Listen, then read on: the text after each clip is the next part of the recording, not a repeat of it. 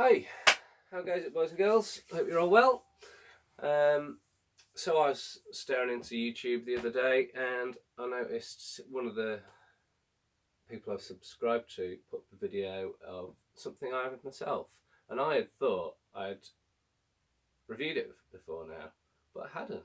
So here I am to review that particular piece, and that piece is the Luger P08. It's an old Tokyo Marui model. I was very lucky to pick this up. A friend of mine very kindly offered it to me, and I snapped his arm off for it.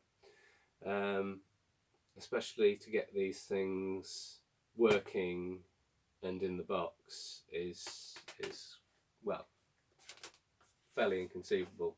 A lot of these old springers were tossed about and broken and box thrown away. So to get it as it is quite a privilege.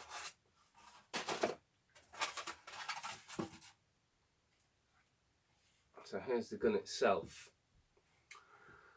So these old springers, they weren't great performers. They weren't massively detailed when it comes to the way that they function, etc., like the newer ones, but they are massively collectible. They are for me anyway. You know, it's if it's something that you can't readily get, then I want it, and here it is. They're all ABS, these Tokyo Marui springers, as I've said before. The older designs, non-hop, take a stick magazine as well. The pistons are a slightly different design to later models as well. The sear is built on to the piston, but what I find with these particular models is they have very crisp trigger to them because of that, because of the way that the sear engages and disengages with the piston sear. As said, non-hop. I did go into this gun and add my own hop into it. I can't really remember how it shot before I stuck the hop into it, but with the hop that I fitted into it, it shoots twos about 10 meters with a little bit of overhop, and then takes a decline and pretty hits the floor at about 15 meters. As said, these old things aren't particularly powerful, even if you do stick a hop in them. But then my double eagle, which has the same type piston, is actually quite a lot more pokey. I'm not sure if, you know, I don't know why that is, but this one certainly isn't. Not that I'd want to whack a great hard spring in this thing anyway, because I don't want to break it, because I'm not going to get any new parts for it ever.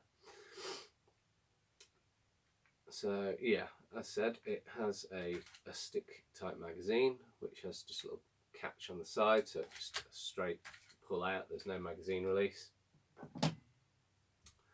You have a lockdown follower. It takes 15 BBs in the mag. You can just about drop another one on top, so 16, let's call it, and pop it in the gun. And when you pop it in the gun, it presses on this little button at the back here and releases the follower. Cocking the gun, it has a proper toggle lock mechanism.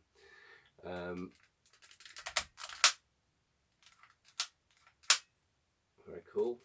I like that it does, you know, operate as it should. It does have a little bit of slack in it, and then it starts taking the spring up. I imagine maybe why they use a weaker spring in these ones is this cocking action would probably be quite easy to break with a heavier spring in it. It does have a safety on as well there, and it is actually what would be the safety on the proper gun. A lot of the TM Springers, they'll add the safety on, but they'll have it as the slide lock or something else. No, you know, it's hit and miss whether they do actually use the actual safety as the safety, especially on the early variants where they do lack the functions of the later models. But then even some of the later models still use a slide lock as safety. Not that a Luger has a slide lock, or does it? I don't know. I don't know. I haven't played with enough Lugers to know. I think you just whack the mag out and then you can cock it again. It does lock the toggle back when you get to the end of the mag, as far as I remember, because I have played with the WE gas blowback one. But yeah, you just take the mag out and then you can recock it, and that's what drops the toggle or the bolt or whatever you want to call it. Nice little pop to it. As said, these old style pistons have a very nice crisp trigger pull to them. Sights are fairly rudimentary, but they are as per what the original pistol had. It is a fairly basic build. It's clamshell type design, and then you have the muzzle end just comes off and everything. Just you take the grips off and then take all the screws out one side, and you can get into it. As it came, it was a relatively light gun. It is heavier now because I did add some weights into the gun. Finish wise, I wouldn't know what it was like originally, but I guess it would be fairly plasticky looking. The friend that I got this gun off, he had sort of made it look a bit more worn than what it is now. I went over it and did my paint effect over the top and sort of brought it back to a more sort of uniform finish to make it look less like it, more like it was less beat up, let's say. There's still a little bit of silvery bits in places, but yeah, I wanted to bring it back a bit from how it had been paint effected before me. It has got a few trades on it, just on the front of the receiver there, if you can see. Also on this side, and you have that's the safe position there, and off, and you have the SGK mark just there.